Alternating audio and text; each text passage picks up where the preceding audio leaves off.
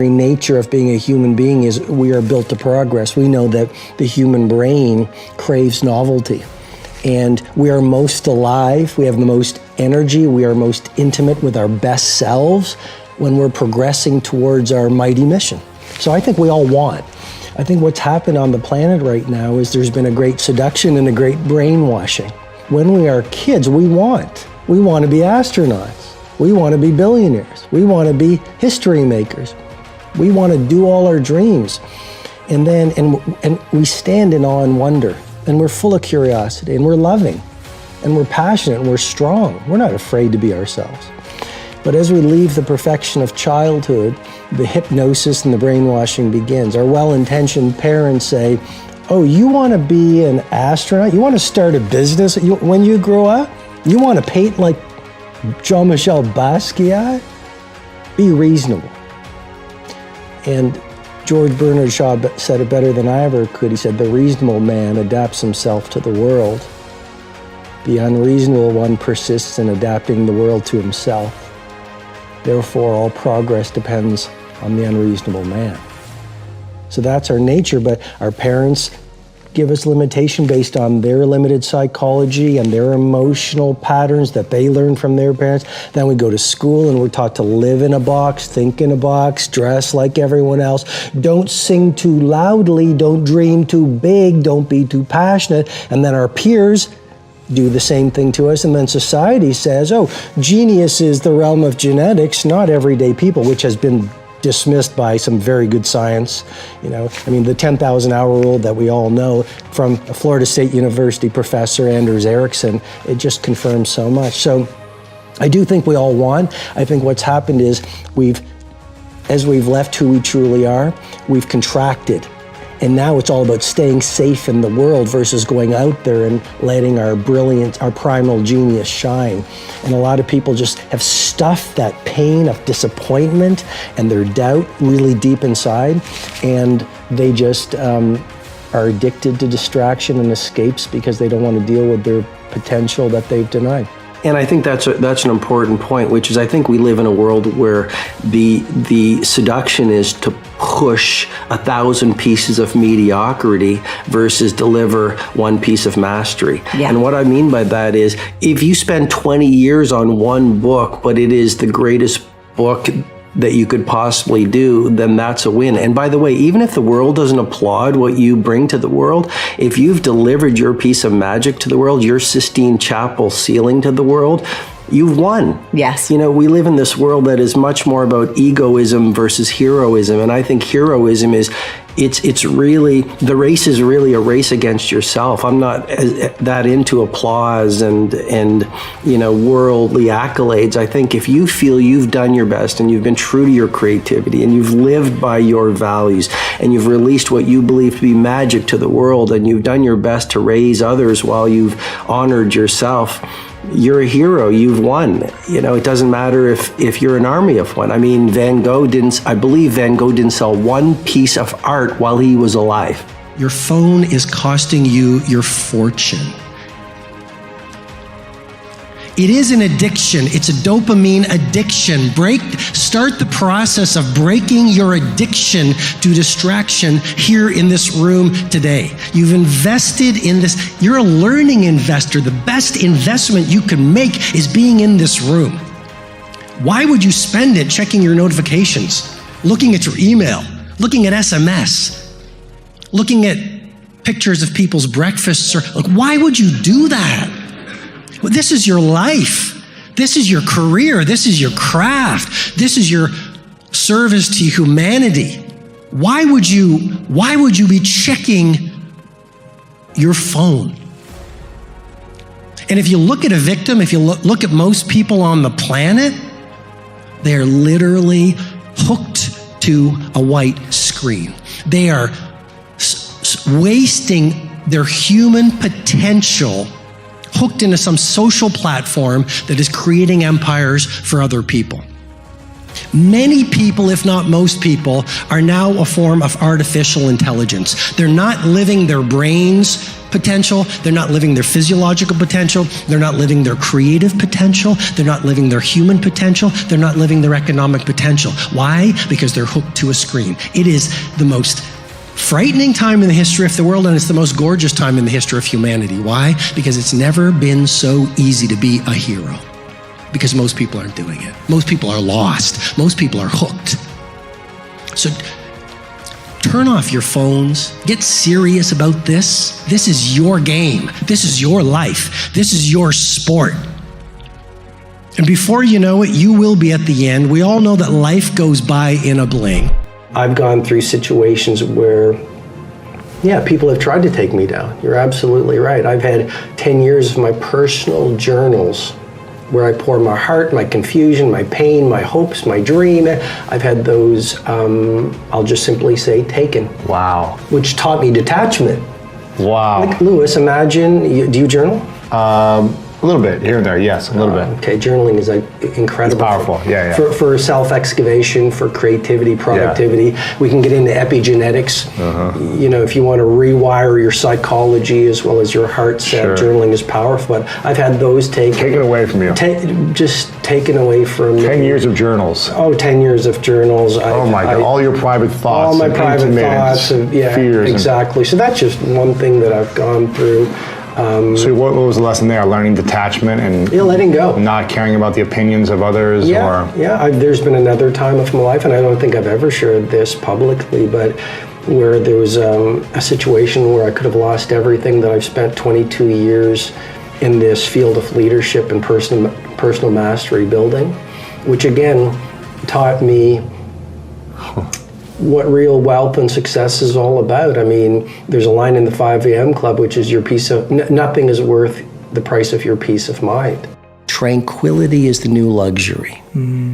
So whether you're a homemaker, a professional athlete, an entrepreneur, a pizza builder, maybe that's not the term of art, but you do your best work, we have our greatest impact, and we are most true to our best selves when we're tranquil, peaceful, and serene. And that's another value of joining the 5 a.m. Club, because those hours before the sun rises are the most peaceful, magical, quiet period of the day. And if we can anchor in who we truly want to be before we go out into a messy world, well, we're going to fundamentally behave differently. Clarity is the DNA of mastery. So if you look at the titans of business, the true leaders in finance, these people literally will say, look at my charts. If you look at a great military leader, you look at a great athlete, they have such granular, in a world of superficiality, they have shifted to massive granularity so they know in intimate detail exactly what their future timeline will look like. Why? Because clarity breeds and builds and is the DNA of mastery. You want to have a very clear vision of what your future is going to look like. And when you know in intimate detail what your future will look like, then you automatically, subconsciously as well as consciously, can say no to the important. So you say a giant yes to the few things that are most important. You've heard me share this before. Confucius said it so well. The person who chases two rabbits catches neither. And so what I'm encouraging you to do is this exercise before you go to sleep tonight. Let's make this very tactical. I call it the 100-year timeline. On a single page from where you now are, 100 years out into your ideal future.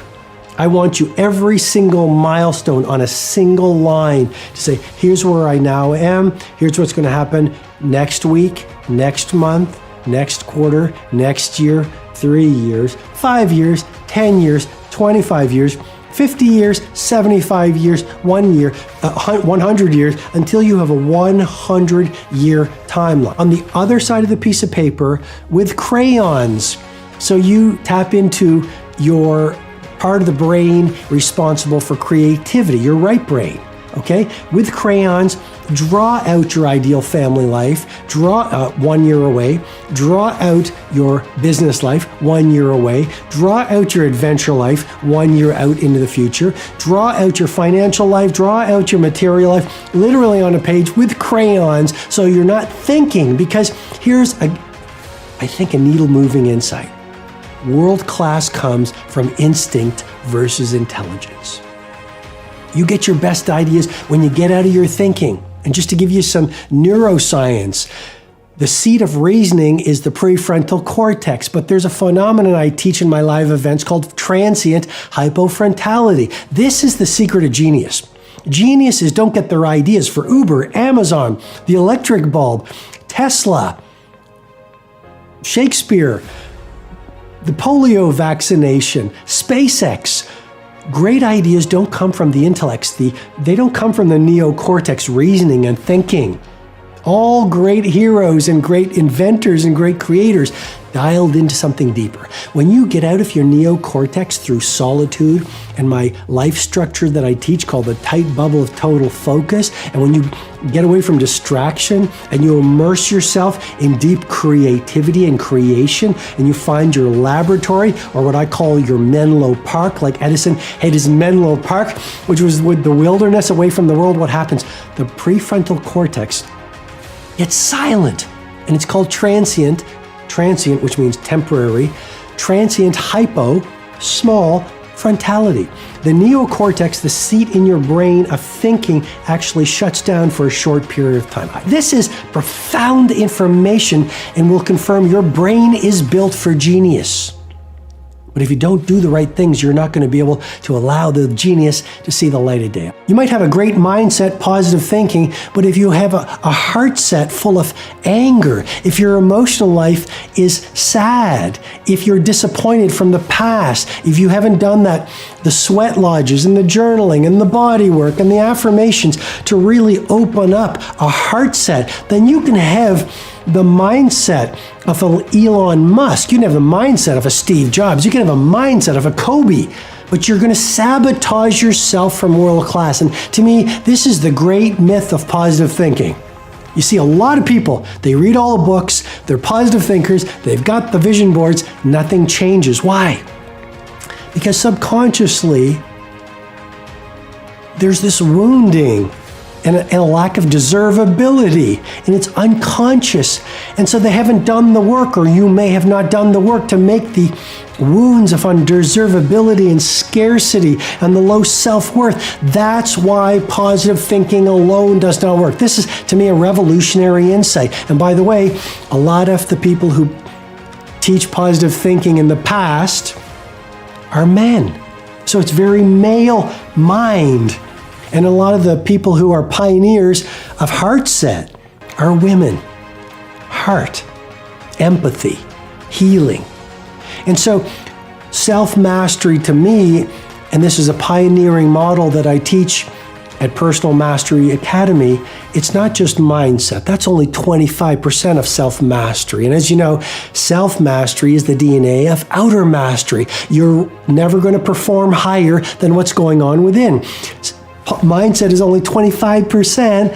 Heart set, your emotional life, working from confidence and love and service, and that sense of internal freedom is only another 25%. So those two are only 50%. There's a third interior empire you want to get to world class, which is health set. Working on your energy, your nutrition, your daily exercise, hacking your longevity, eating the right supplements, getting a massage every 2 weeks. You know my 2 massage protocol, doing your 60-minute nature walk every week so that your health set is at world class. But that's only 75% of the equation towards self-mastery. You can have a great mindset, great heart set, great health set, but if you haven't worked on your soul set, turning down your ego. You know what disease and what energy depletion is caused by your ego beating you relentlessly about you not being enough and seeing your industry peers succeeding, and you feel insecure and irritated and angry and jealous? Well, where do you do that work? within your soul set, the fourth interior empire. And as you do that, you turn down the ego and you open up your humanity and you open up your spiritual life and you become more soulful. And then you release work that is artistry versus just to win in the next few months. When you literally give your life over to a mighty mission that is larger than your ego, and you literally start to see your work as a ministry for the benefit of humanity. And if if you're an artist or an entrepreneur or CEO, manager, a coder, a doctor, a firefighter, but literally, if you saw your work as your poetry and your artistry, and you were on a mighty mission that was larger than even your ego and yourself, what would the caliber of your output be?